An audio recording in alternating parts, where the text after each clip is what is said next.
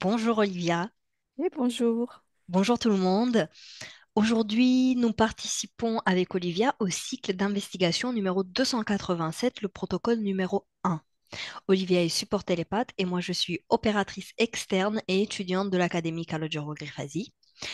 Comme d'habitude, les investigations sont faites en deux parties. On a la partie fixe avec des questions fixes qu'on ne peut pas modifier ou approfondir, et la partie exploration libre où on va rentrer plus en détail dans les réponses que Olivia m'aura données dans la première partie. Le sujet est inconnu pour Olivia, elle ne connaît pas le sujet, pour ne Mm. pas contaminer l'information qui en ressort. Et si vous souhaitez me contacter pour une session personnelle, vous pouvez m'écrire un mail à yoannasima.hure@gmail.com et vous avez tous mes réseaux sociaux, tous mes liens dans la barre de description en bas. Olivia, tu peux te préparer.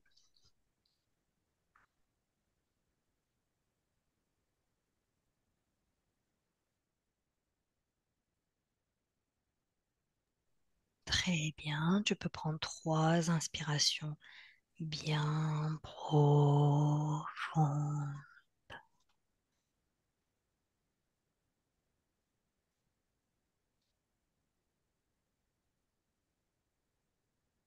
Et je vais compter lentement de 3 à 1 pour t'accompagner dans ton processus de détente. Laisse chaque chiffre te guider vers un état de calme où ton corps devient de plus en plus lourd et détendu.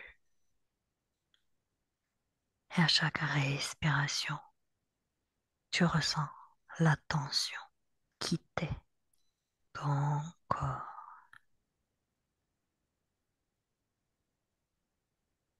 3, 3, 3. Ressens une vague de chaleur circulant dans ton corps qui détend tous tes muscles. Tu peux faire circuler cette vague là où tu ressens le besoin.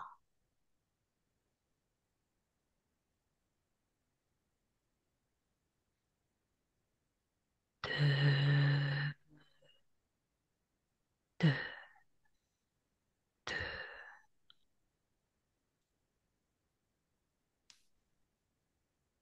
Ton corps est de plus en plus détendu et lourd. Tes pensées quittent ton corps mental qui est de plus en plus calme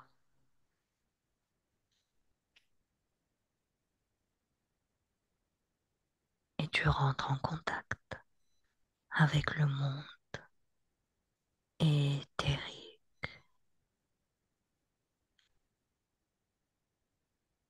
Un,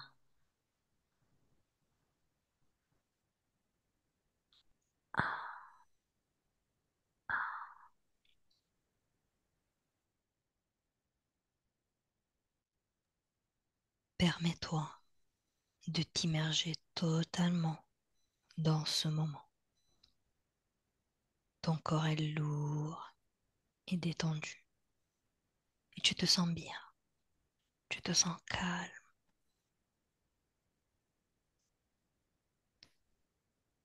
À 3, cherche à savoir s'il existe des consciences incarnées d'origine non terrestre et dis-moi ce que tu perçois ou visualises. Un, 2, 3.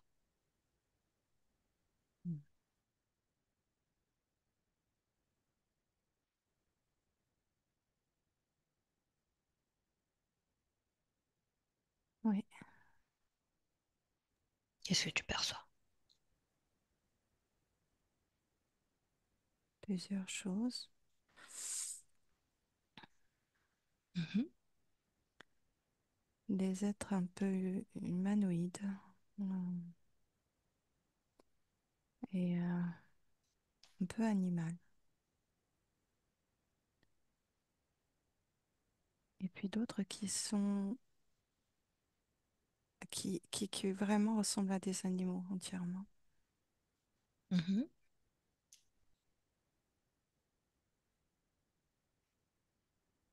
Est-ce que tu perçois autre chose?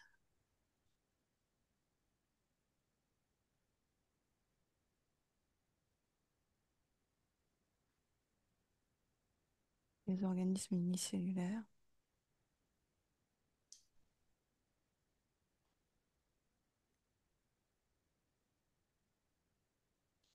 Tu peux répéter la question, s'il te plaît? Oui. Cherche à savoir s'il existe des consciences incarnées d'origine non terrestre.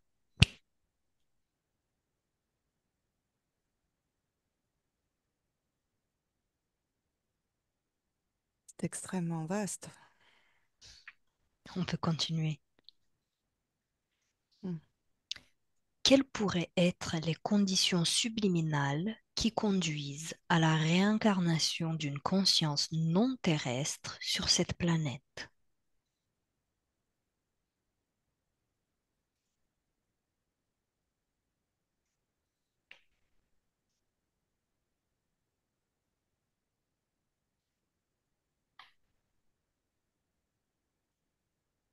L'absence de libre arbitre. Mhm. Pour certains, c'est la volonté de se développer sur un nouveau territoire. Oui. Je vois qu'il y en a qui ont été amenés ici. Mhm. C'est pas, ça n'a pas été, voilà, je vois des végétaux notamment. Des végétaux? Oui, Mhm. et des végétaux, il y a des formes animales qui ont été, qui sont Très pas des intéressant. consciences ici, mais Mhm. et donc elles sont là et elles sont. Oui. Je sens que pour certaines, il y a eu des volontés d'évoluer vers des formes libres vers la forme humaine, parce qu'il y en a qui sont là depuis très, très, très, très longtemps, et d'autres qui restent dans leurs conditions. Mhm.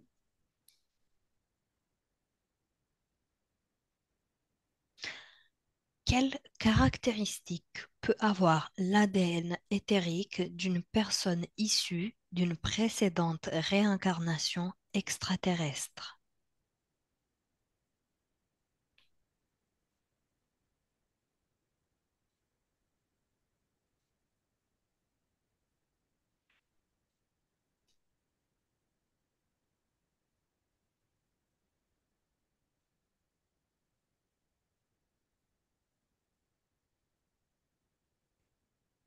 Tu peux répéter? Quelle caractéristique peut avoir l'ADN éthérique d'une personne issue d'une précédente réincarnation extraterrestre?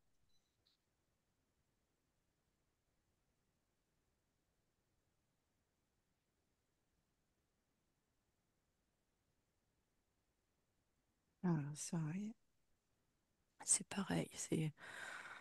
Les caractéristiques peuvent être multiples. Il y en a une, c'est euh, que ça va influencer euh, l'être humain dans tout ce qu'il va être par la suite. Il y a des liens avec justement cette capacité de connexion avec les plantes ou avec certains animaux, euh, puisqu'ils partagent une certaine forme d'ADN commun. Mhm. Euh, Il y en a ces caractéristiques-là sont tellement différentes qu'elles empêchent une compatibilité complète avec un ADN humain. Mhm.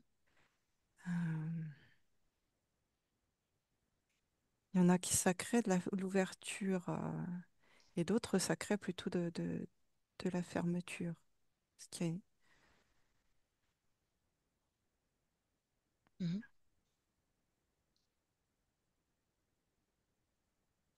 Est-ce que tu perçois autre chose?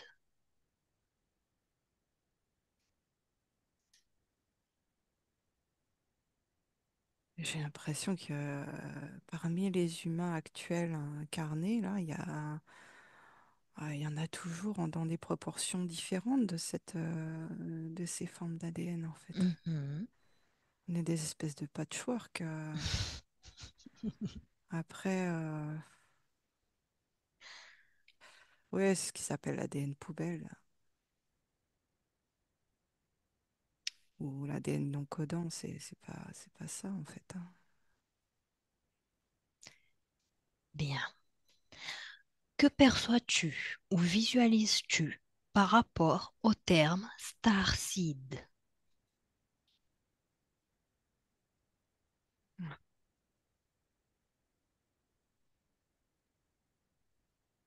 Ça correspond à un courant de reconnexion à la base. euh, de toutes ces consciences qui sont là, incarnées sur Terre, et qui viennent d'un peu partout, Mhm. degré haute force. Euh, Il y a... je sens que cette information, elle est contaminée, elle a été maintes fois manipulée, Mhm. utilisée, perturbée, parce que ça devient perturbateur pour certains. Cette nécessité de faire partie d'un groupe, Mhm. de se redéfinir par rapport à ça, de justifier euh, un, comment- des défauts, enfin, pas défaut d'incarnation, de mal-être d'incarnation, euh, et que mal utilisé, euh, ça crée plus de désordre dans l'humain Mhm. puisque je suis d'ailleurs et donc j'aspire à aller ailleurs, à retourner, à pleurer une, une nation qui, et du coup de ne plus investir sa vie terrestre Oui. et du coup à se déraciner et de ne plus être pleinement aligné. Mhm. Et je vois qu'il y a beaucoup ça peut entraîner chez l'humain en termes physiques des états dépressifs, de mal-être ou une déconnexion totale de la réalité avec une rétraction, un désinvestissement de la matière. Et, et puis ça va ouvrir aussi à la connexion euh, des trucs d'arthuriens, enfin, euh, Oui. de Syriens, de choses comme ça. Et ça permet aux interférences de se faire passer pour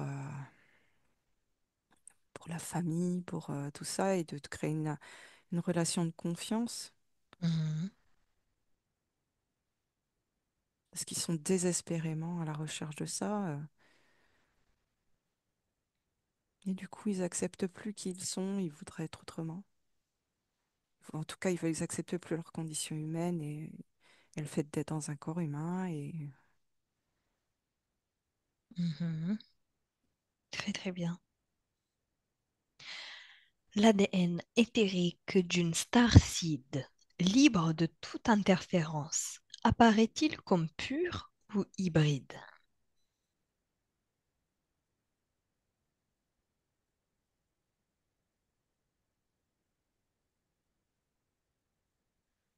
Hybride. Hybride.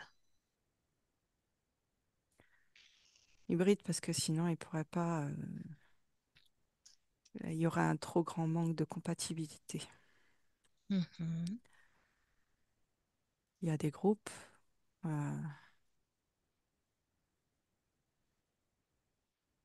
mais si c'est le cas, s'il y a une espèce de pureté dans l'ADN, ils restent pas longtemps. Ils peuvent pas rester si longtemps. Mhm. Y a-t-il des caractéristiques de l'ADN éthérique d'un starseed qui peuvent caractériser l'ADN physique? Que perçois-tu? Tu peux répéter? Mhm. Y a-t-il des caractéristiques de l'ADN éthérique d'un starseed qui peuvent caractériser l'ADN physique?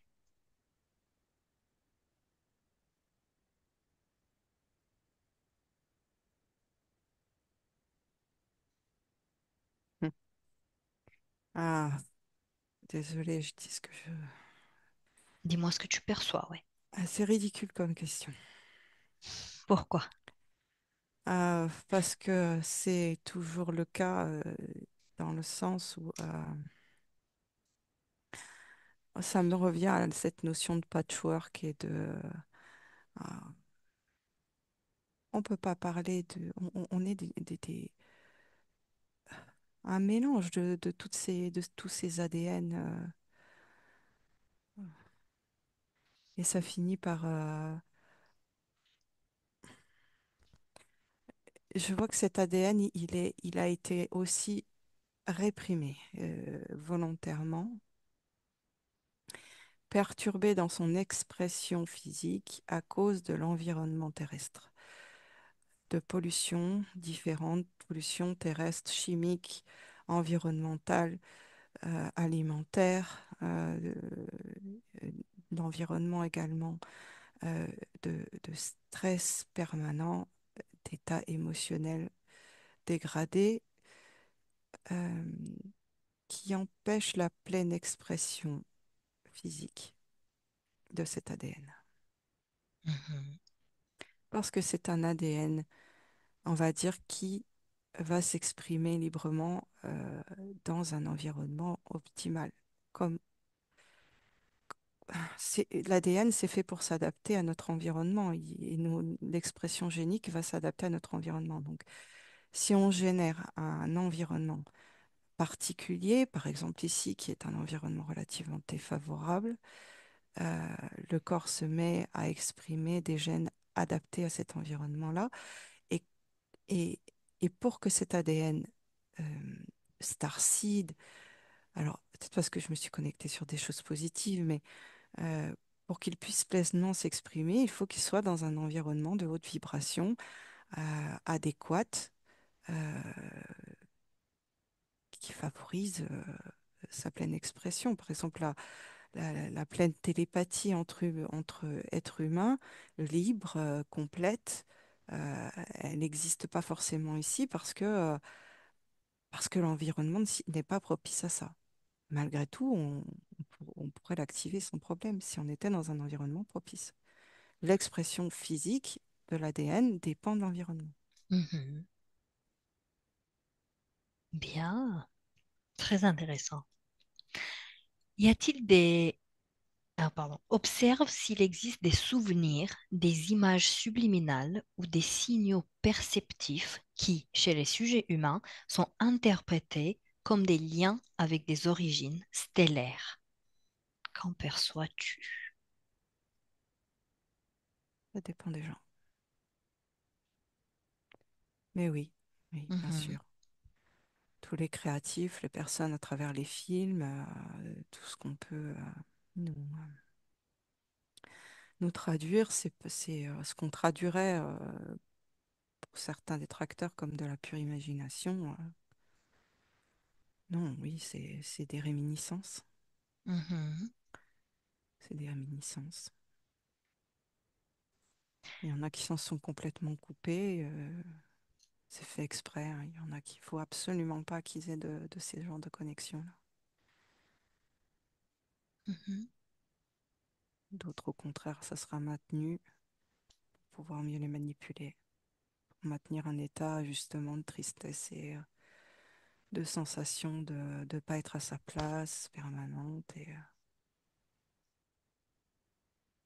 donc d'instabilité et de non-investissement de leur incarnation terrestre. Mhm. Je ne sais pas si j'ai répondu. Oui, oui, oui. Existe-t-il des entités cosmiques ou interdimensionnelles qui influencent certains êtres humains en induisant des croyances liées au fait d'être starseed? Oui. Mm. Oui, oui, ça revient à ce que j'ai perçu tout à l'heure. Oui, Oui. bien sûr. Et c'était la dernière question de la partie fixe, Olivia. Ça revient à ce que tu as perçu juste avant. Donc, ce n'est pas seulement que des réminiscences dans le cas où la personne est une starseed. C'est aussi des entités qui influencent certaines perceptions. Mm.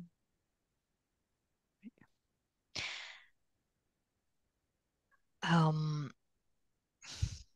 Voyons voir ça plus en détail. Maintenant, cherche sur Terre une personne qui croit être une starseed. Un, 2, 3. Mm. Tu as trouvé? Oui, C'est une fille, un garçon? une fille. Une fille. Elle a quel âge? Fin de ta trentaine à peu près, oui. Ok, 30 ans. 38. 38 ans. Ok, très bien. Comment elle s'appelle? Mm. La première chose qui te vient. Vénusia. Vénusia. Ok, très bien. Comment tu perçois l'espace métaphysique de Vénusia? Observe-la d'un point de vue métaphysique. Comment tu l'aperçois? Extrêmement riche. Riche, Mm. c'est-à-dire. Il y a beaucoup de connexions.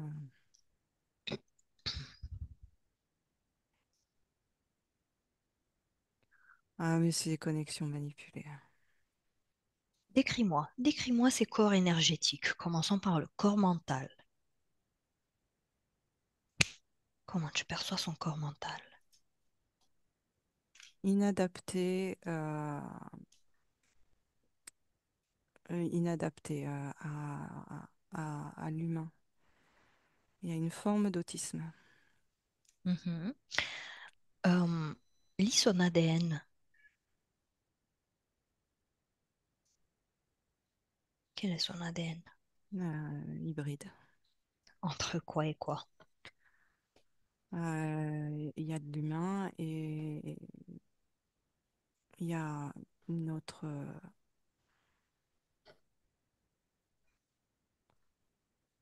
Hmm, ouais, je vois.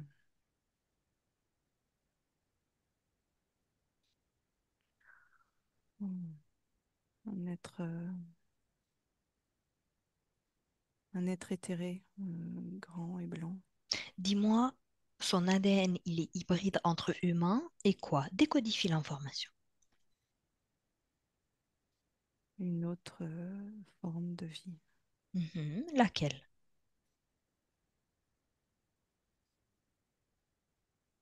Hmm, ça n'a pas de nom, c'est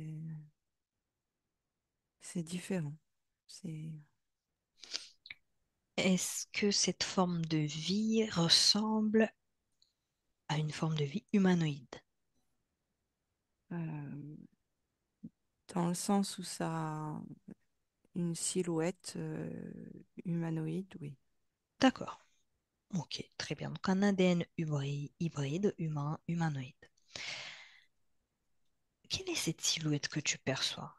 Comment tu perçois cette silhouette par rapport à son corps, par rapport au corps de Vénusia? Beaucoup plus grande, beaucoup plus fine, beaucoup plus éthérée. Euh, Elle se situe où par rapport à son corps?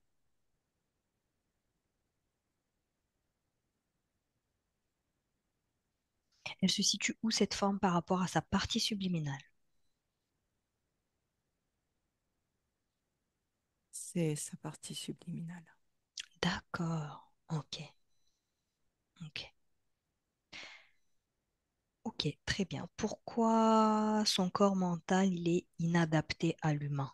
Quelle est la cause? Ben justement parce que il y a un manque de compatibilité entre le fait d'être incarné dans un corps humain et sa partie subliminale. Mhm. Son corps émotionnel, comment tu le perçois?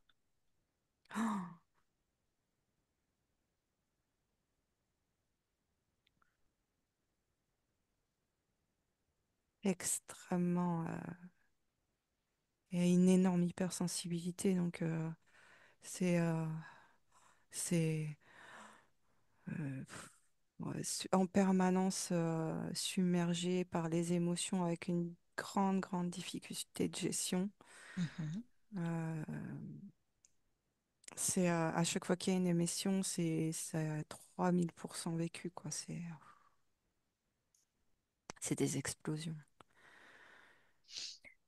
Et son corps sexuel, comment tu le perçois? C'est comme si elle avait un manque de compatibilité avec le corps sexuel quelque part. Mhm.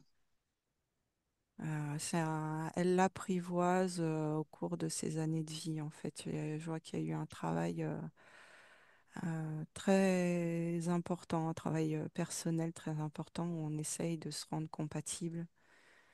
Euh, c'est comme si je vois, c'est comme si t'apprends t'apprends une nouvelle pratique et tu maîtrises pas bien, en fait. Voilà. C'est- Mhm. Ok. Euh, Présente-toi télépathiquement Olivia à Vénusia. Mhm. Présente-nous. Dis-lui, transmets-lui qu'on enquête sur un sujet et demande de lui si elle accepte de répondre à quelques questions. Oui. Ok, bien. Alors, demande-lui télépathiquement combien de vies incarnées sur Terre elle a passé.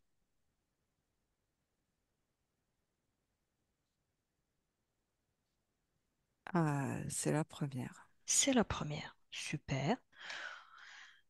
Pourquoi la Terre?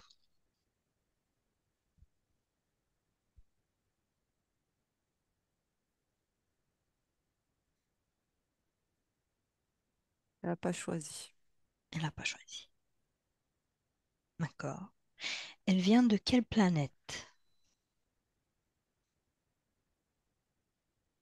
Elle n'a pas de nom. Sa planète n'a pas de nom. Non. Elle est... Elle vient d'un endroit où on n'a pas besoin de nommer les choses. D'accord. Si on peut transformer cet endroit en une dimension, ça serait là combien de dimensions? Oh. 536. 136. Mais est-ce qu'elle accepte de se balader avec nous pour qu'on aille voir comment elle est arrivée là?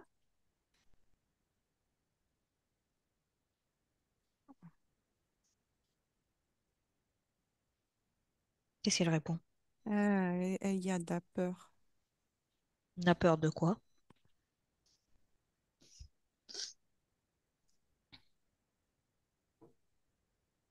de connecter à des choses qu'elle n'a pas envie. Comme par exemple? Des êtres qu'elle n'aime pas. D'accord. Ok. Alors on va y aller seul, Olivia. Hmm. Mais avant d'aller en 136D, euh, toi, Olivia, comment tu perçois le fait de ne pas avoir choisi de venir sur Terre, de la dimension 136?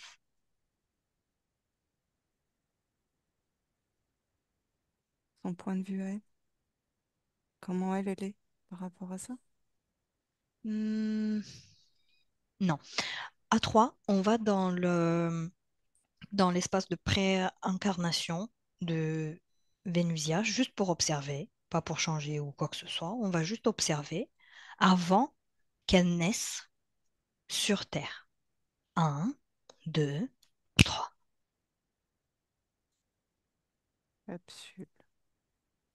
Quel est son ADN dans cet espace de pré-incarnation? Son ADN, c'est l'ADN que j'ai eu tout à l'heure.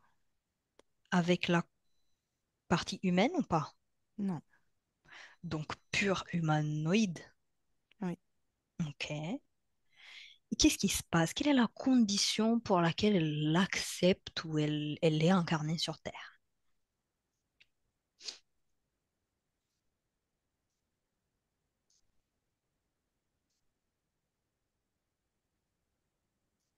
Hmm. Et là, on lui raconte qu'elle doit venir chercher, aider d'autres starseeds à remonter. Qui lui transmet l'idée d'être une starseed? Hmm. Pour elle, starseed, c'est qui vient d'ailleurs, en fait, hein. Elle reprend mes termes. Elle a pas... À ce moment-là, elle n'avait pas cette notion de starseed-là. C'est plus tard, ça, sur Terre. Mais au moment où elle est dans ce vaisseau, on lui demande d'aider à récupérer. On lui explique que c'est une prison et qu'il faut qu'elle transmette des informations pour permettre au Starseed de sortir. Mhm. Ok. Et qui lui transmet ces informations? Combien d'êtres sont sur ce vaisseau avec Vénusia? 64. Combien d'êtres commandent les personnes qui vont s'incarner? 5. 5 êtres qui commandent. Ok. Lis l'ADN éthérique du Hybrid. chef, Ah, un humanoïde, mais blond. humanoïde blond. Hmm. D'accord. Avec les combinaisons. Une combinaison rouge qui colle au corps. Mhm.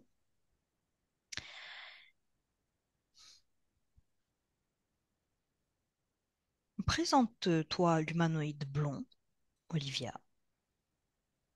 Et pareil, tu lui dis qu'on fait une enquête sur un sujet et est-ce qu'il veut répondre à quelques questions?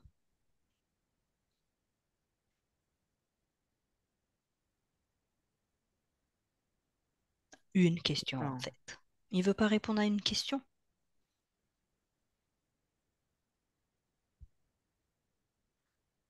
il veut que je m'en aille. Pourquoi? Il me dit que j'ai rien à faire là. Pourquoi? On enquête. S'il est là, c'est qu'on y a accès. Il m'a dit que j'étais un rat, que je me faufilais où il fallait pas que j'aille.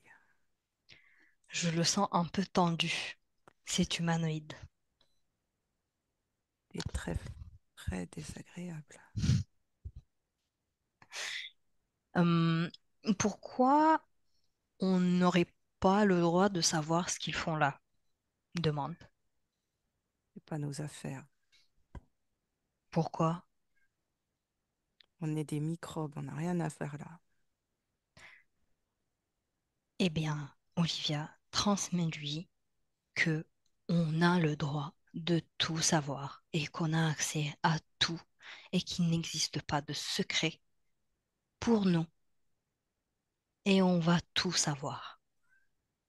D'accord? Mhm. Comment tu le perçois, cet humanoïde maintenant?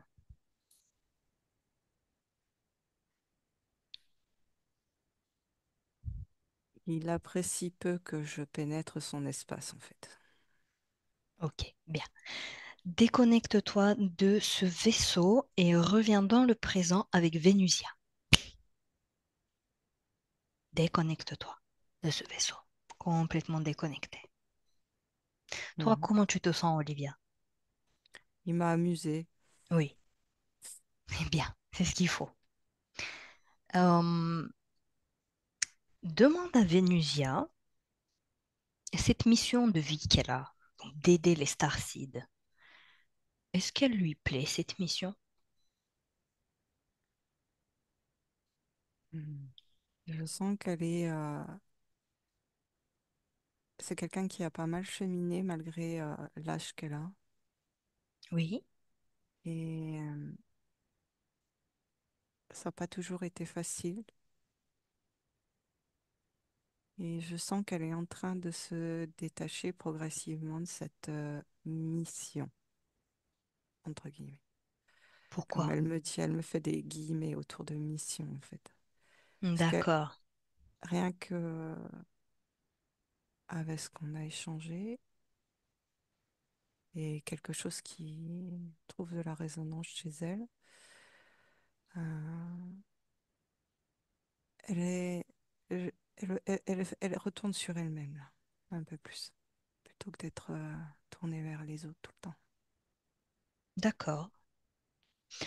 Maintenant, Olivia, on avance de 30 ans.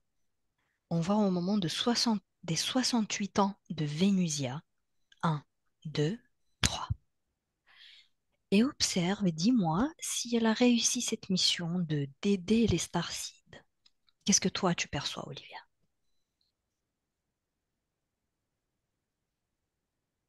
Elle me dit, je me suis aidée, moi. D'accord.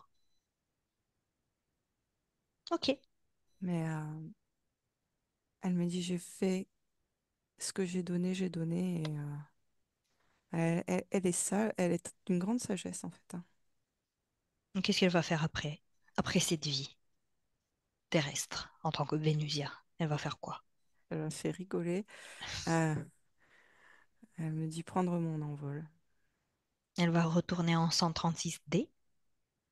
Pas forcément. Elle va explorer des nouveaux endroits. Sans doute, oui. Très bien. Reviens dans le présent, Olivia. Et on remercie Vénusia pour ses réponses. J'ai compris beaucoup de choses. Donc, merci Vénusia. Et maintenant, Olivia, déconnecte-toi d'elle. Hmm, et trouve une autre personne qui croit être une starseed sur Terre. Un, 2, 3. Ok. Pareil, c'est une fille, un garçon, Une fille une fille. Elle a quel âge? très jeune, 16, 17 ans, 16, 17 ans. Quel est son ADN? humain. 100% humain? Mm. D'accord. Euh, pour cette fille, d'où perçois-tu que vient la croyance d'être une starseed? Les réseaux sociaux, Mhm, le besoin d'appartenir à un groupe. mhm. Euh, est-ce que tu perçois que cette croyance agit, influence sur son ego? Oui, Dans quel sens? elle se définit ainsi. Mhm, Euh, Peut-être que c'est aussi le développement normal de l'humain à l'âge qu'elle a,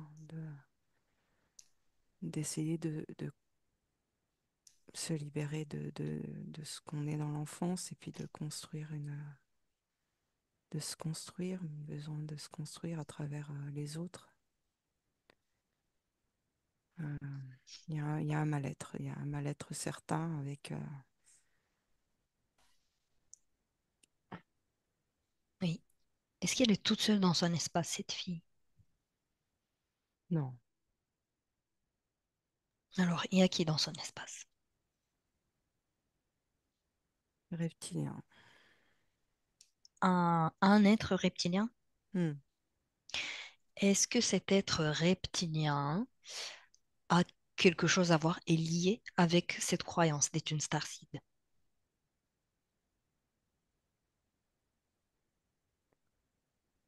Ouais, c'est une opportunité. Il était plus attiré par le mal-être, D'accord. euh, ouais, la souffrance intérieure, et du coup, il a peut-être un peu encouragé ça pour parce que ça génère encore plus de mal-être en fait. Ok, je comprends. De quelle planète croit cette fille qu'elle vient?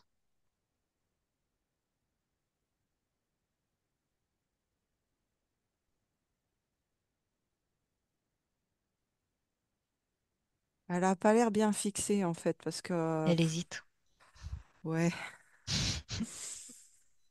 là on est vraiment dans quelque chose de très égotique par rapport à l'aspect physique, à une espèce de notion de super pouvoir. Oui. La première planète qui te vient. Un Arcturus. Arcturus. Euh,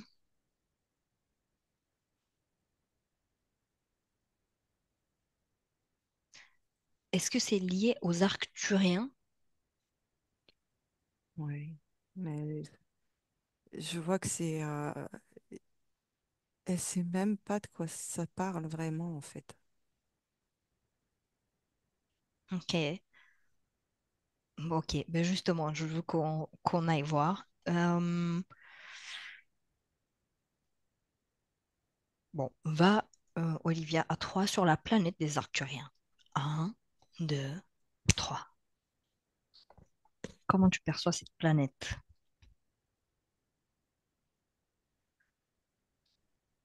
Alors il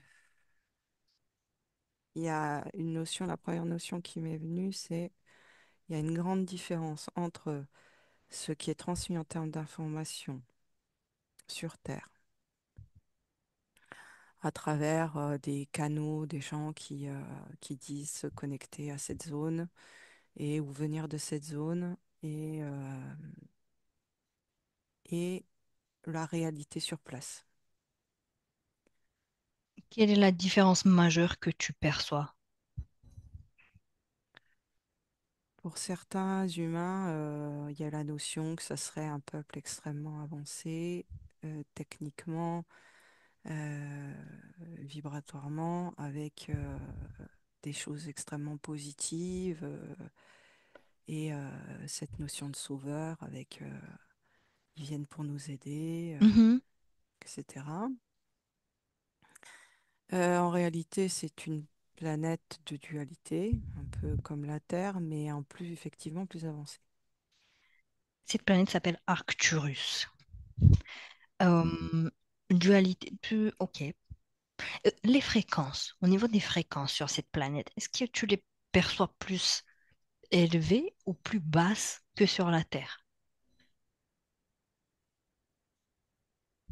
Ouais, c'est le grand écart en fait. Mais globalement, il y a quand même des fréquences extrêmement basses, hein. Ah, plus basses. Ouais, et des fréquences très hautes aussi. Hmm. Comme sur la Terre en fait.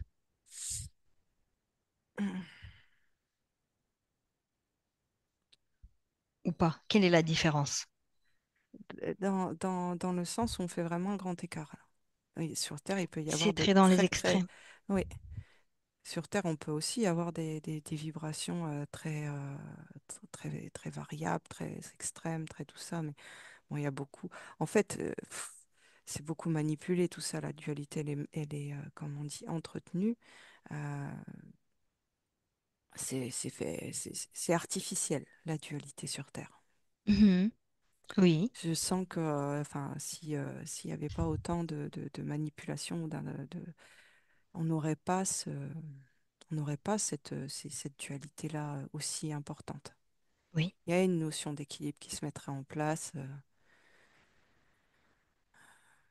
oui. Là, sur Artyrus, il y a autant de choses très positives comme quelque chose de vraiment très, très, très négatif. C'est une planète de conflit. Une planète de conflit. À quoi ça ressemble? Quelles sont les couleurs prédominantes sur cette planète? Le rouge, Rouge, d'accord. Est-ce que tu perçois des êtres?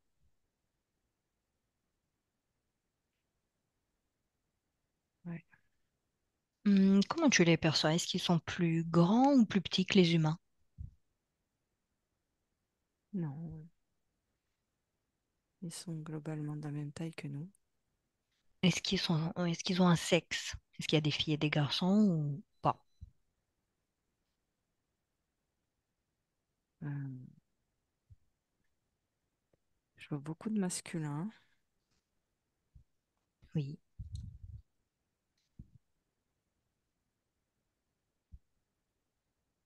J'ai du mal à trouver du féminin. D'accord, donc beaucoup, beaucoup de masculins. Mm. Ok. Prends un être qui souhaiterait répondre à quelques questions, Olivia. Oui. Lis son ADN.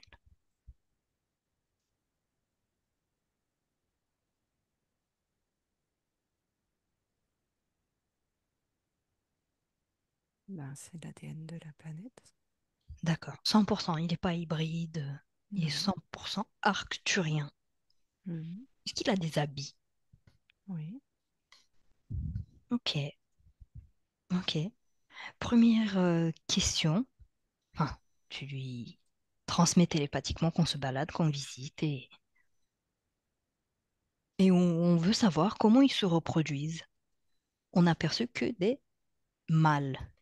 Est-ce qu'il y a des femelles? Il me dit que oui. Il y a des femelles aussi? Mhm. D'accord. Ils se reproduisent comme nous? Mm.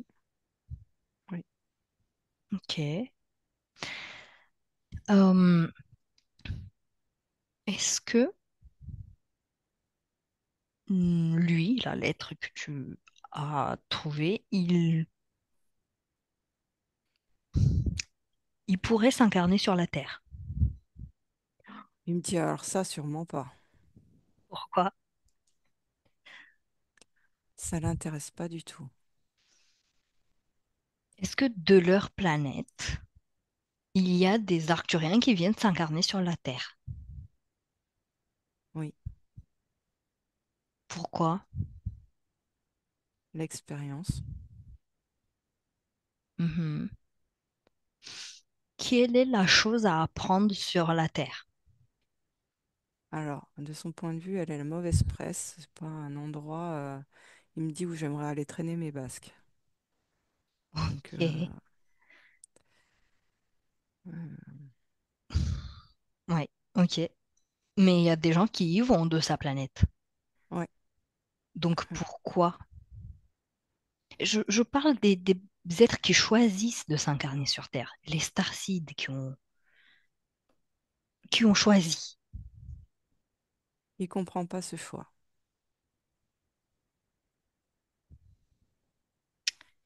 Je, je, je sens que de son point de vue, à lui, hein, Oui, oui. ça, il trouve ça suicidaire. Il faut pas aller là-bas. Mais est-ce que sur sa planète Arcturus, il y a des humains qui viennent s'incarner, qui ont eu des vies sur Terre et qui, après, ils se sont dit, bah, je vais aller sur Arcturus. Oui, oui. Il me dit, mais faut, enfin, pour lui, c'est évident qu'on circule en fait. D'accord. Ok. C'est normal. Euh, Il parle enfin, comme quand on part en vacances en fait, hein, qu'on va visiter différents pays et que c'est normal en fait. Après, il dit, vous, des fois, tu as des pays, parce qu'il se connecte à moi, hein, il me dit, tu sais, tu as des fois des pays où tu as envie d'aller et d'autres où tu n'as pas envie d'aller. C'est vrai. Ok. Donc eux, quand même, ce que je remarque, c'est qu'ils ont la compréhension de, de, de ça, quoi. Donc après Ouais. avoir quitté le corps et tu te balades, tu peux aller sur d'autres plans, Mm, faire d'autres expériences. mm. Ok. Ils sont Com- beaucoup moins coupés que nous de l'information. Combien d'années il vit en année terrestre? Quelle est sa durée de vie? 2500. 1500. 2500. 2500. D'accord. Est-ce qu'ils ont des métiers comme nous on a? Qu'est-ce qu'il fait dans sa vie pendant 2500 ans? Alors, voilà, ils font plein de choses et puis ça change, mais là, de ce que je vois, comment il est habillé, euh, ça, il est représentant de l'ordre, D'accord. Un policier. on peut parler de ça, hein. Ok. Un protecteur, il me dit. Un protecteur. Qu'est-ce qu'il protège? La population. Et de quoi il protège? Quels sont les dangers sur sa Ils planète? ont une beaucoup plus grande connaissance des entités euh, d'autres endroits sur l'univers. Alors, il n'utilise pas, lui, le mot d'interférence, hein, mais et donc ils savent qu'ils sont présents, et c'est un peu là le contexte toujours de guerre. Ils sont beaucoup attaqués, ils ont beaucoup, beaucoup de conscience de leur présence et de leur technique de manipulation et de tout ça. Est-ce que, Olivia, tu perçois que cette planète est entourée d'un dôme ou pas?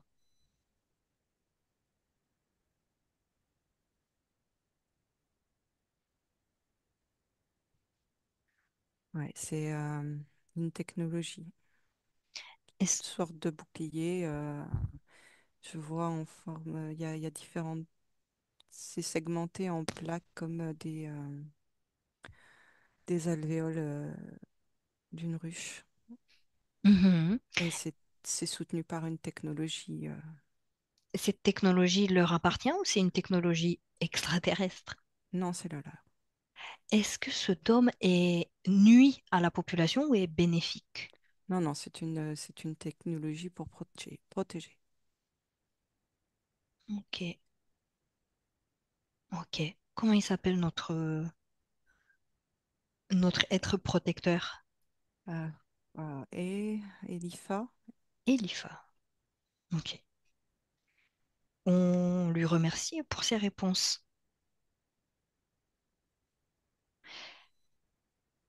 Est-ce que qu'il y a quelque chose d'autre qui attire ton attention, Olivia, sur cette planète? donc, la couleur de leurs yeux. C'est quoi la couleur de leurs yeux?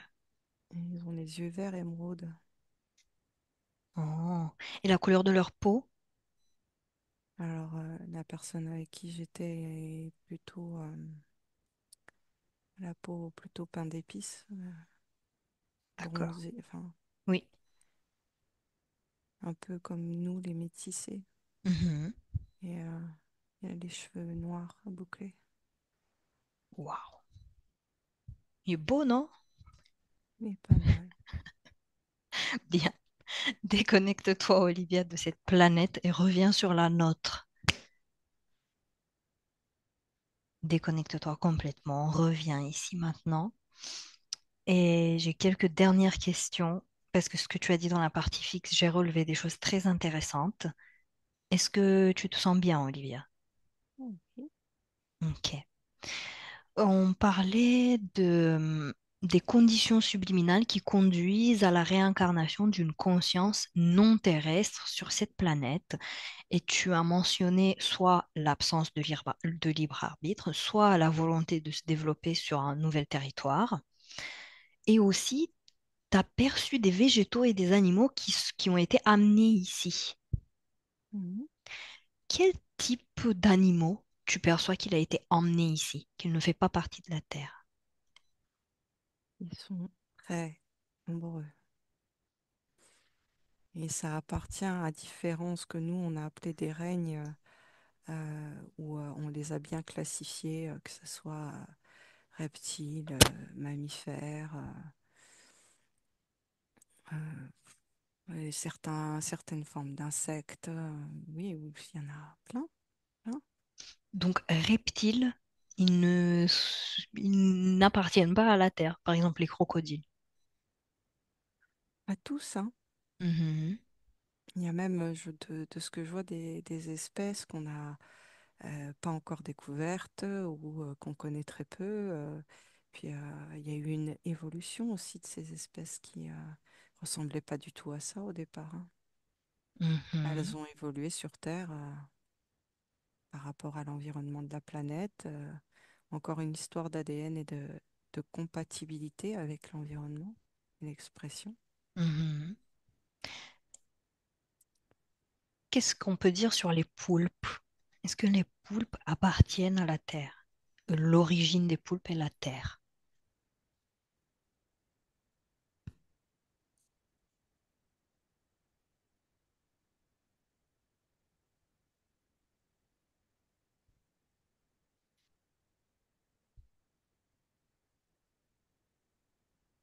Alors, je vois qu'il y a certains individus, certains êtres unicellulaires apportés il y a très très longtemps, qui ont évolué vers cette espèce, certaines espèces, Mhm, qu'on va dire en fait presque, elles, ça fait tellement longtemps qu'elles ont évolué sous l'atmosphère terrestre qu'on peut les considérer comme terrestres. Et d'autres espèces, euh, je ne sais pas comment on pourrait qualifier d'indigènes, qui a été apportée et qui sont là, qui n'ont pas encore subi d'altération à proprement parler de ce qu'ils sont, et oui. qui viennent de d'autres espaces, d'autres planètes, et qui viennent et qui sont d'un ADN plus pur en fait, qui n'ont encore pas voilà. Parce que ça se fait en plusieurs, ça s'est fait en plusieurs vagues, ça se fait encore. Il y a encore des tests qui sont faits où on amène des espèces particulières. Mhm. Euh, il y en a qui survivent, il y en a qui survivent pas. C'est une histoire de compatibilité en fait, hein. Et concernant les poulpes, est-ce que tu perçois que qu'elles ont été des êtres unicellulaires amenés il y a longtemps et qui ont évolué, ou est-ce qu'elles ont été emmenées dans leur forme de poulpe et mises là, ou est-ce qu'elles ont C'est poussé directement de la Terre? c'est ce que je disais. Il y a les deux. Ah, les deux, ok, ok. Et les chats? L'espace initial est extraterrestre. Mhm, Après, elle a subi aussi des modifications à la fois, euh, on va dire, naturelles et des modifications artificielles. bien. Déconnecte-toi de ces informations. Déconnecte-toi de ces informations. Et maintenant, va à l'origine du concept de Starseed. Un, 2, 3. À l'origine de ce concept. Tu es en quelle année?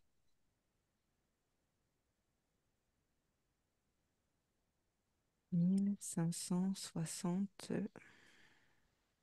1560. Qui ou quoi est à l'origine de ce concept?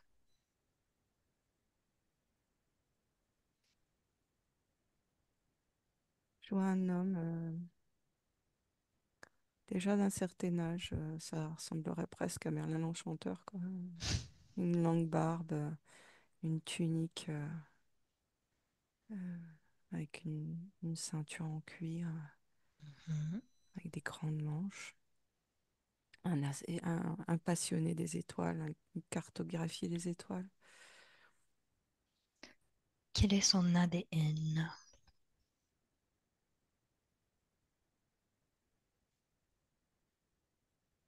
Alors, c'est un humain, mais il n'y a pas que de l'ADN humain terrestre.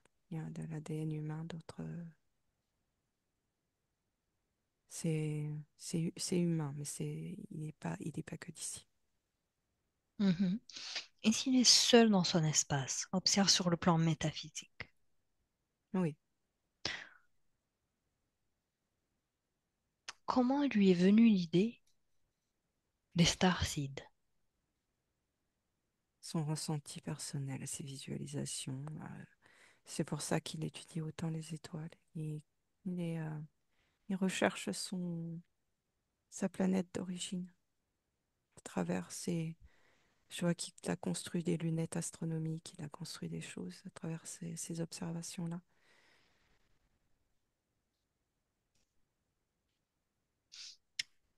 Et est-ce qu'il la trouve, sa planète d'origine? Il est trop loin. Elle n'est pas visible de la Terre. Pas avec les instruments qu'il possède. D'accord.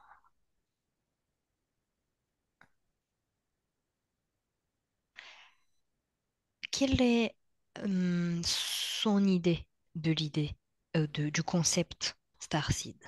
Est-ce que tu perçois que c'est la même définition qu'on a aujourd'hui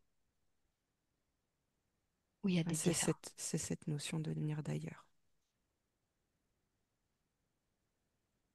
Je viens d'ailleurs. Est-ce que à Merlin, cette notion lui est bénéfique dans sa vie? Tu peux observer, tu peux te balader sur sa ligne temporelle de sa vie. Alors, c'est un passionné, hein, donc il est frénétique dans sa recherche. Ça, quelque part, ça l'enferme dans cette. Il pense qu'à ça, il vit que pour ça. Je vois il oublie même de manger. Euh, c'est, oui, c'est sa vie. Sa vie, c'est ça. Sa vie, c'est de construire ses lunettes, de cartographier les étoiles. Euh, il n'a pas de femme, il n'a pas de vie de famille, il n'a pas. Mhm. Ouais, c'est D'accord. obsessionnel, quoi. Oui, il est très passionné, Merlin. Très. Mm. Maintenant, on Et avance. il y a une exclusion sociale, hein, parce que Oui. les gens ne comprennent pas trop, ils les prennent pour un foufou, quoi. Ils Mhm. comprennent pas trop qu'on se passionne autant pour ce genre de choses, quoi. Et voyons voir, allons voir le moment où il quitte son corps. Olivia, on avance dans le temps où Merlin quitte son corps. Qu'est-ce qui se passe? Par où il quitte son corps? Par la tête. Par la tête, d'accord. Et qu'est-ce qu'il fait? On va suivre.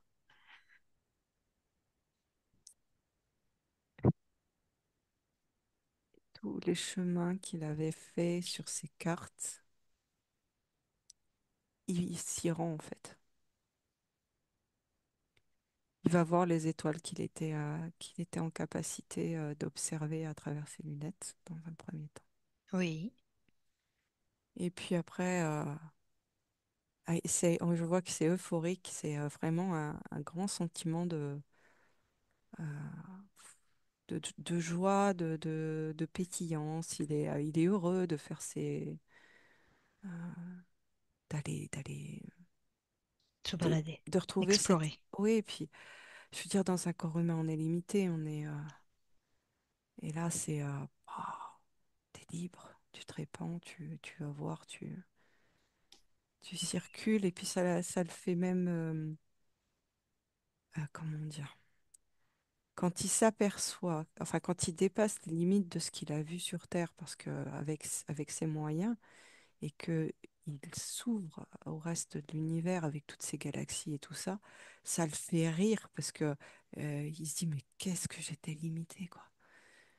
C'est pas du tout ça. Oui. Et qu'est-ce qu'il fait après? Voilà un moment important après qu'il découvre tout ça.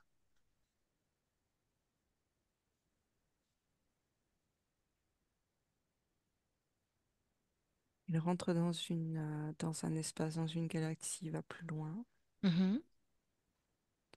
il voyage longtemps, et puis ouais, il décide d'une autre expérience. Là, il a décidé de se fixer sur une planète. Et il s'incarne librement sur cette planète. Oui. Ok, très bien, bien. Reviens dans le présent, Olivia. Déconnecte-toi de toutes ces perceptions. Déconnecte-toi. Et on va rentrer nous aussi. Maintenant, je vais compter de 1 à 3. Et à 3, tu seras pleinement dans le moment présent. 1. Déconnecte-toi complètement de tous les lieux, de toutes les personnes, de toutes les perceptions que tu as eues et reviens progressivement dans ton corps. Élève ta fréquence à tes plus hauts niveaux. 2. Tu ressens ton énergie revenir dans tes mains, dans tes pieds, dans chaque muscle de ton corps qui se prépare à bouger à nouveau. Ton corps devient de plus en plus léger, de plus en plus fort. Tu peux le bouger avec plaisir et aisance et tu te sens de mieux en mieux. Tu te sens forte, tu te sens bien. Et 3, tu es pleinement présente et tu peux ouvrir les yeux.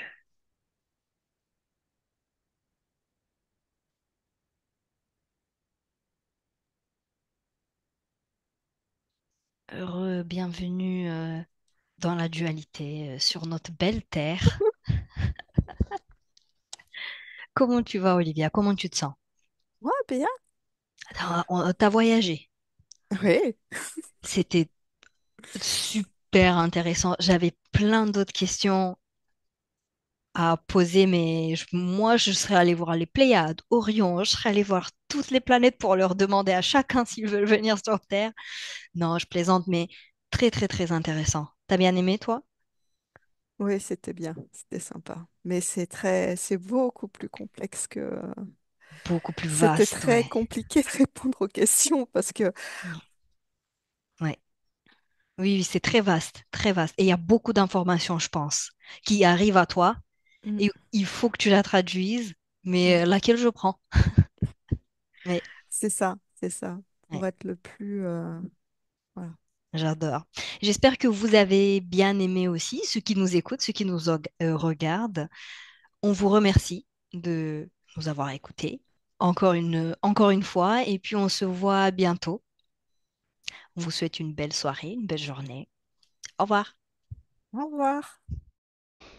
Benvenuto a questo nuovo video di Disclosures. Oggi parliamo della cosiddetta sessione di ipnosi investigativa. In realtà non esiste una sessione di ipnosi investigativa. Non che non si possa fare investigazione di ipnosi, però è che non esiste una sola sessione di ipnosi per dire si è fatta investigazione, per prendere quell'informazione come buona. Perché? Sappiamo intanto che l'informazione che arriva in ipnosi è molto contaminata, la percentuale di inquinamento dell'informazione è altissima. Pensate a questa informazione che viaggia per tantissime dimensioni, attraversa densità, passa per coscienze che volontariamente o involontariamente possono distorcerla e poi arriva infine alla persona che sta in ipnosi, che ha una coscienza, ha una mente, ha un'esperienza e interpreta questa informazione secondo la sua struttura mentale, secondo le sue credenze, che per quanto si possa essere più o meno liberi mentalmente, liberi pensatori, sempre c'è una parte subliminale che interpreta in base all'educazione ricevuta, alla cultura e perché no, anche tutte le esperienze di esistenze passate che ancora lasciano un segno in noi.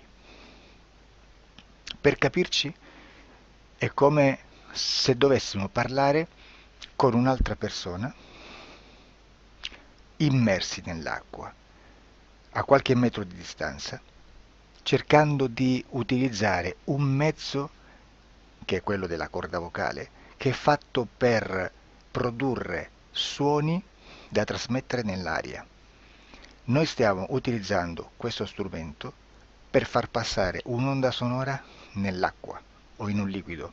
Chiaramente il suono viene completamente distorto, sempre ammesso che sia per il nostro corpo facile e non difficoltoso poterlo fare senza avere dei problemi come ingurgitare acqua o eccetera.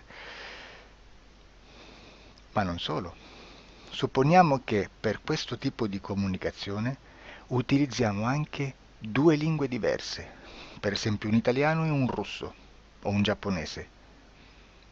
Per quanto possiamo anche interpretare il labiale, non possiamo capire quello che ci sta dicendo, perché la lingua è diversa.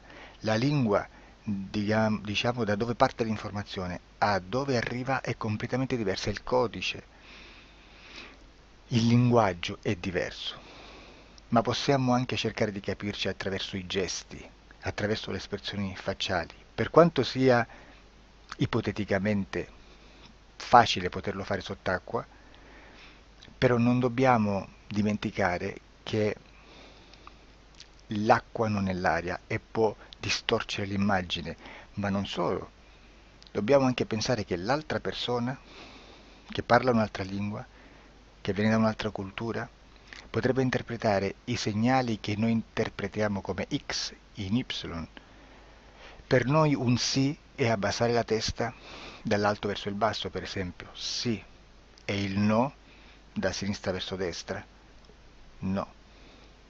In alcuni paesi orientali, come le Filippine credo o qualcun altro, utilizzano esattamente gli stessi segni, ma al contrario. No, sì. Immaginate due persone di queste due culture che stanno cercando di comunicare in maniera così difficoltosa e alla fine non gli rimane altro che interpretare il linguaggio corporale. Sì, che per l'altro invece no. Cosa voglio dire con questo esempio estremo? Che l'informazione da dove parte a dove arriva viene completamente deformata. Non sappiamo esattamente quale percentuale perché ogni situazione è a sé stante, però la percentuale di inquinamento, di distorsione, di contaminazione di questa informazione è assolutamente alto. Quindi fare una sessione investigativa, mettere una persona in ipnosi e chiedere di Tizio Caio Sempronio di una situazione o chiedere certi dati è assolutamente controproducente, è assolutamente inutile. Quindi vi chiederete cosa fate allora voi quando fate ipnosi, quando fate delle domande, quando cercate delle risposte e con queste informazioni che vi arrivano lavorate sulla situazione esoterica del cliente. Beh, non facciamo altro che recuperare questa informazione solamente per arrivare al problema del cliente e poi lavorarci. Quindi il valore dell'informazione non è quello di un'istruzione, quello di memorizzare dei dati e di prenderli per buoni, ma è un veicolo di movimento, di trasporto verso la causa del problema per poi lavorarci. Quindi lo scopo di questo tipo di informazione che si prende dalla singola sessione è completamente un altro. Come si fa quindi? Investigazione in ipnosi. Il lavoro non è semplice, il lavoro è lungo, difficoltoso, stancante. È necessario farlo anche in squadra perché bisogna moltiplicare il numero di sessioni da fare e una sola persona potrebbe farlo soltanto in un tempo estremamente largo. Noi abbiamo delle informazioni che prendiamo ormai per buone, ci lavoriamo, danno dei risultati e quindi per noi sono buone. E come abbiamo fatto ad avere queste informazioni? Per esempio, come facciamo a sapere che un extraterrestre chiamato il cosiddetto grigio è più o meno alto X, poi ci sono magari quelli anche un po' più alti, ma hanno un corpo strano, hanno una pelle grigio-verde, hanno degli occhi grandi a mandorla, neri, senza una pupilla visibile, non hanno quasi bocca né naso né orecchie, hanno soltanto delle fessure, non hanno organi genitali, hanno degli arti molto più lunghi rispetto alla proporzione che potrebbe avere il corpo umano, e di solito hanno meno dita delle 5 del corpo umano, eccetera, eccetera, eccetera. O se no prendiamo un altro tipo di essere che possiamo incontrare in ipnosi, come facciamo a dire che hanno delle somiglianze con i rettili, gli animali rettili terrestri o gli invertebrati, gli insetti terrestri? Perché? Perché siamo sicuri di questa informazione e ci lavoriamo e quando ci arriva la prendiamo già per buona, nonostante sia anch'essa contaminata. Perché queste informazioni sono arrivate da tantissime sessioni, fatte da tantissime persone, con tantissime altre persone sotto ipnosi, e che nel contesto di tutto il lavoro gli uni non sapevano degli altri. Questo dato può essere più o meno rilevante, sempre c'è contaminazione e quindi possiamo prendere per buono anche un gruppo di lavoro dove l'uno possa sapere dell'altro. Ci potrebbe essere una contaminazione del contesto di quel gruppo di lavoro, ma si aggiunge semplicemente una piccola percentuale di questa contaminazione a già la grande che esiste. Non è così impossibile lavorarci. Da tutte queste sessioni, da questo grande numero di sessioni, migliaia, diciamo migliaia, noi prendiamo solamente quell'informazione che è uguale a tutte, che è in comune a tutte, o a quasi, perché magari qualcuna ci potrebbe essere niente in comune per una fortissima contaminazione, perché no? Ma dobbiamo prendere una stragrande maggioranza, proporzionalmente abnorme rispetto a quello che potrebbe essere un minimo di scartabile,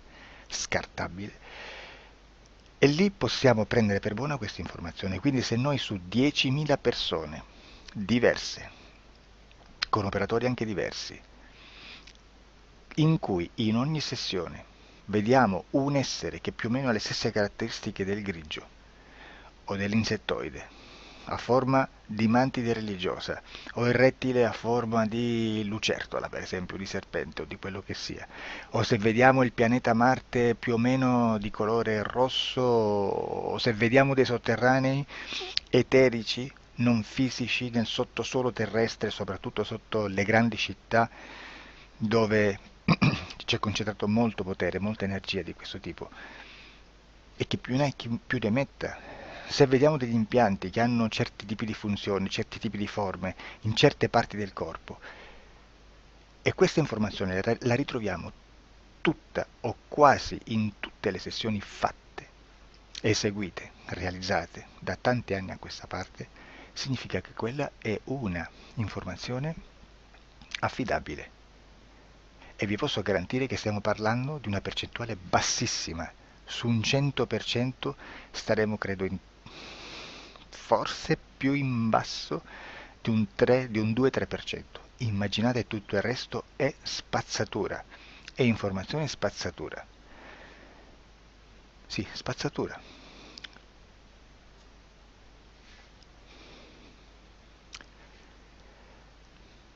C'è anche un'altra cosa da dire. Supponiamo che un operatore faccia un'ipnosi e voglia andare a vedere cosa fa Tizio, cosa fa Caio, cosa fa Sempronio.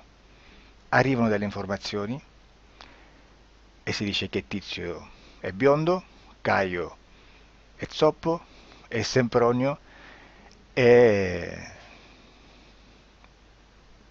uno sportivo. Intanto già abbiamo detto che una sessione soltanto non serve, d'accordo?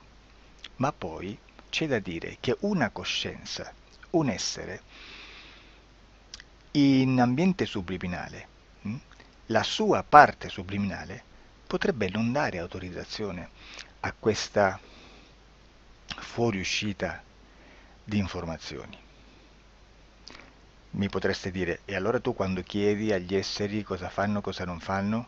Beh, intanto la prendo sempre con le pinze perché abbiamo sempre detto che tutto è molto contaminato e mi serve solo per dirigermi da una parte. Ma c'è anche da dire che se un essere interferisce con l'altro, ha aperto un canale di comunicazione a cui non può ovviare, a meno che non lo recida, non lo annulli. Quindi quando io faccio la domanda a un essere, se lo faccio attraverso l'interferito, mi arriva l'informazione per un canale aperto che sottostà alla volontà dell'interferito. Sulla volontà dell'interferito parleremo in un prossimo video disclosures. Però, se io voglio fare un'investigazione sopra Tizio, Caio e Sempronio che non hanno nessun collegamento, nessuna interazione e nessuna interferenza con il soggetto con cui io sto realizzando l'ipnosi, non è detto che mi arrivi questa informazione. Assolutamente. Potrebbe esserci completamente un muro. Come potrebbe esserci informazioni perché quell'altra parte potrebbe autorizzare comunque. Ma non è detto. E comunque quando ci arrivano informazioni, in una situazione di non interferenza o non interazione, non possiamo sapere esattamente se sono informazioni che ha autorizzato la parte subliminale dell'altra persona o dell'altro essere, o qualche altro essere, qualche altra entità furba, approfitta della situazione, osserva quello che sta succedendo, si mette in mezzo, si fa passare per l'altro e dà informazioni, ovviamente distorte, prima perché non è detto che debba conoscerle, e anche se fosse potrebbe manipolarle a sua volontà e a suo vantaggio. E quindi immaginate che situazione ridicola ci si viene a trovare, in quale situazione ridicola ci si viene a trovare in questi casi. Da qui si vede quando un operatore riesce a utilizzare l'informazione in ipnosi come per lavorare su un soggetto.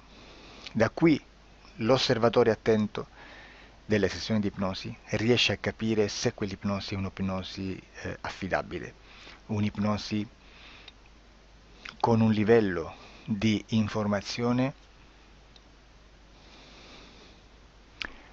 certa, con una alta percentuale di informazione certa. Non vi nascondo che in futuro potrei anche impostare un lavoro per decifrare che livello di certezza di informazione c'è in un'ipnosi, analizzandola e spiegando il perché, spiegando i meccanismi di analisi di un'informazione in ipnosi, che poi anche è molto istintivo. Supponiamo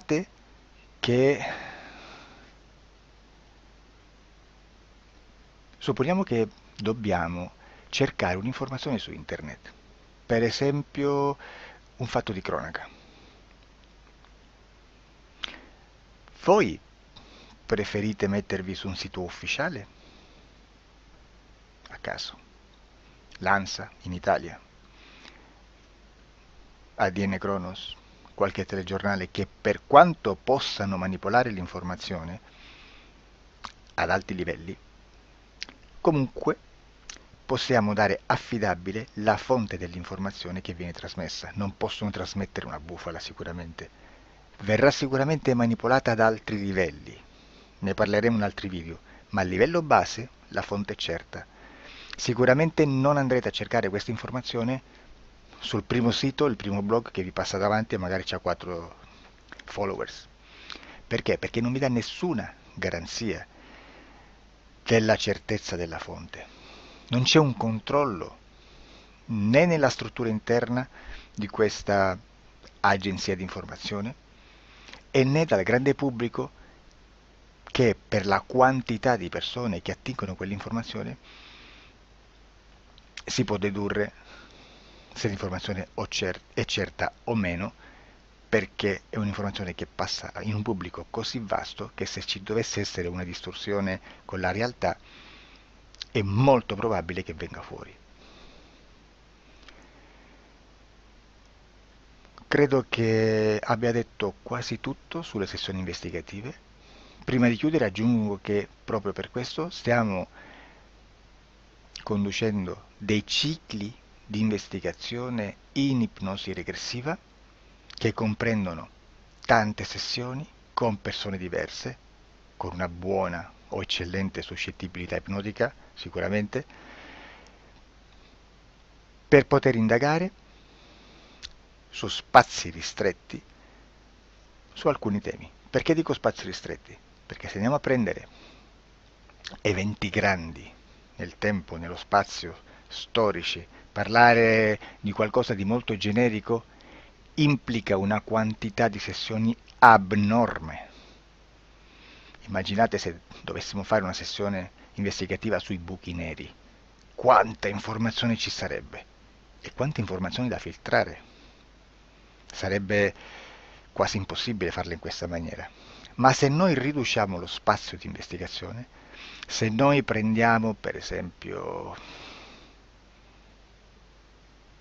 investighiamo sulla pedofilia nella Chiesa Cattolica, ecco, se già restringiamo il campo d'azione, è molto più facile che possiamo attingere informazioni affidabili, presuntamente affidabili, con un numero di sessioni sicuramente alte, ma ridotte rispetto ad altri tipi di sessioni molto più generiche, su temi molto più generici. Quindi per fare anche delle investigazioni su temi molto generici bisogna suddividerli in temi, in dettagli, per poi alla fine, quando tutta l'informazione è stata filtrata ed è stata dedotta l'informazione comune, si possono mettere insieme per cominciare a costruire il quadro, mettere insieme tutti i puzzles. Questo è il vero senso dell'informazione in ipnosi, quando si fa ipnosi investigativa. La sessione per risolvere una problematica, un problema, con una presunta origine esoterica di un cliente, di una persona, è un'altra cosa, sono altri metodi, altre tecniche e l'informazione si usa in un'altra maniera, ha un altro scopo. Grazie, ci vediamo al prossimo video. Disclosure. Ciao.